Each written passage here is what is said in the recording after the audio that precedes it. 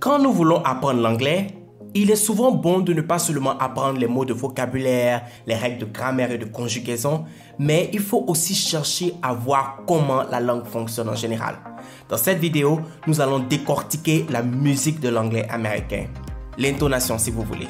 Nous allons voir les bases de l'intonation anglaise à connaître pour avoir un parler naturel. Mon objectif dans cette vidéo est de vous aider à comprendre l'anglais parlé. Vous allez comprendre comment la musique de l'anglais fonctionne.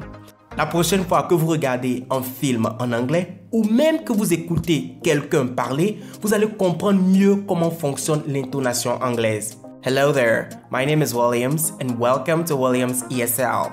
Before we get started, don't forget to like and comment on the video. Subscribe to the channel if you have not yet done it. What are you waiting for? Do it. Qu'est-ce que j'appelle la musique de l'anglais? La musique de l'anglais n'est rien d'autre que l'intonation de l'anglais lorsque vous parlez, la liaison que vous faites de vos mots, comment vous connectez les mots entre eux, et enfin, la prononciation des mots. Tous ces éléments vont constituer ce qu'on appelle l'accent anglais. L'anglais a une musique.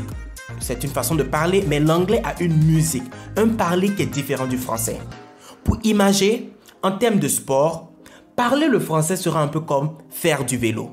Les mots ont une même accentuation à quelques différences près, mais il n'y a pas vraiment de différence très visible au niveau de l'accentuation des mots.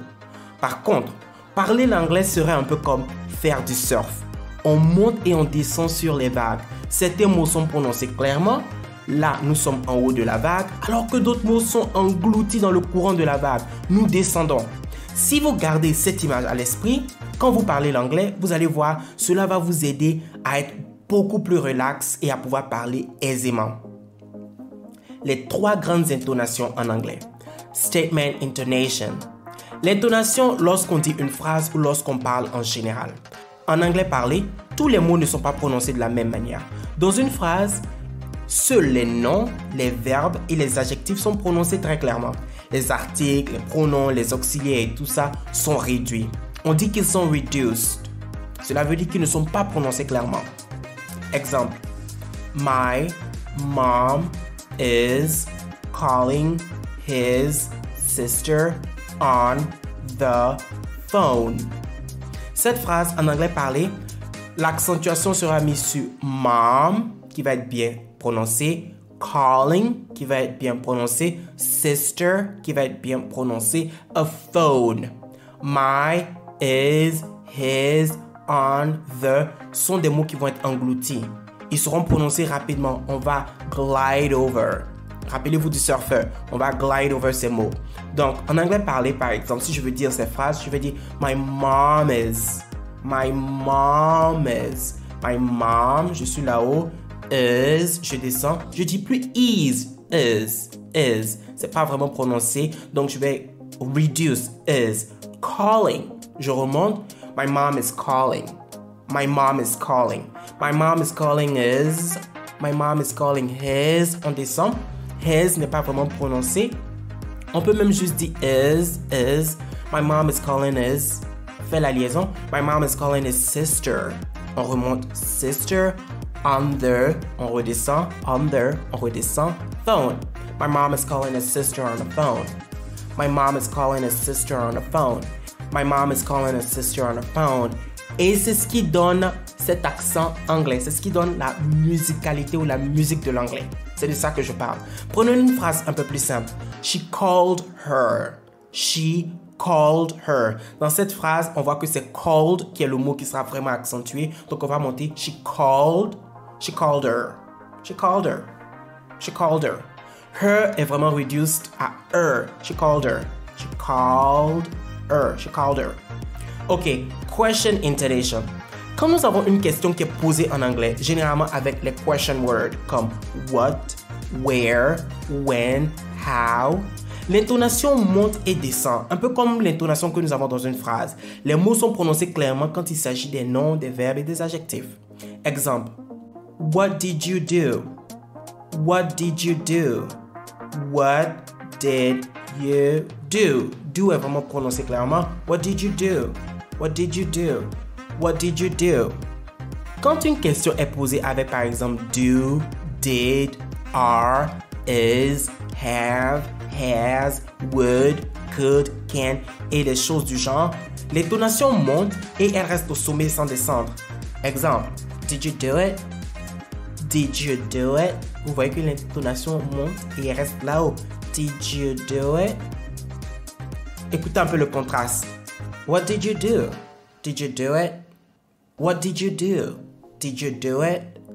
What did you do? Did you do it? Ça, c'est la musique de l'anglais quand on pose des questions. Le rising intonation, cette intonation qui monte, peut être aussi utilisée pour signaler à notre interlocuteur qu'on n'a pas encore fini de parler. Exemple, si je cause avec un ami et qu'on parle de plusieurs choses et puis je lui dis « I have a dog, I have a dog », il s'attend à ce que je continue toujours de parler car mon intonation monte. Ça sous-entend que je n'ai pas encore fini de parler. « I have a dog and a cat ». Là, mon intonation est correcte. I have a dog and a cat. I have a dog and a cat. J'ai un chien et un chat. Ça, c'est une intonation correcte. Parlons maintenant de ce que moi j'appelle personnellement le feeling intonation. Et ça, c'est vraiment le cœur de l'anglais. C'est vraiment le cœur de la langue anglaise parce que c'est vraiment beau. Et qu'est-ce que j'appelle le feeling intonation? C'est l'intonation qui ne respecte aucune règle. Vous savez, l'anglais est une langue qui est utilisée pour communiquer et elle est vraiment subtile. Le but de cette intonation est de faire comprendre un message à notre interlocuteur au-delà des mots utilisés. On peut dire les mêmes mots sans toutefois vouloir dire la même chose. Ou je vais le dire d'une autre manière. On peut utiliser les mêmes mots sans toutefois vouloir dire la même chose. Je prends un exemple simple pour que vous arriviez à voir de quoi je parle.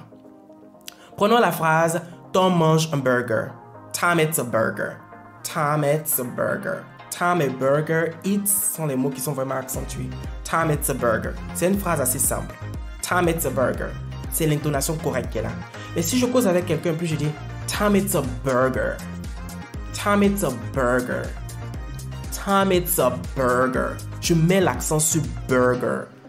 Je veux signaler à cette personne avec qui je parle que Tom n'est pas juste en train de manger une pizza ou bien un plat de riz, il mange un burger. Et le burger est essentiel pour qu'il comprenne notre causerie ou de quoi on parle. Si par exemple, on cherche qui a mangé le burger et puis on ne le retrouve pas, et puis je dis « Hey, Tom eats a burger ». Je suis en train de dire « Le burger que vous cherchez, c'est Tom qui l'a mangé. Tom eats a burger ». Tom est en train de manger un burger. Donc, on peut utiliser une même phrase avec les mêmes mots, mais l'intonation que j'utilise va déterminer le sens que la phrase veut dire. Et ça, c'est vraiment la base que vous devez connaître au niveau de l'intonation en anglais. Donc, la prochaine fois que vous écoutez un anglophone parler, analysez ces petits concepts, c'est vraiment beau, c'est ce qui fait la beauté de l'anglais à mon avis et c'est ce qui m'a rendu vraiment dingue de cette langue.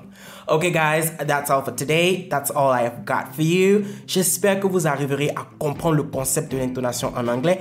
Allez, il est temps pour vous d'aller pratiquer votre anglais and I'll see you in another video. I'm Williams, take care.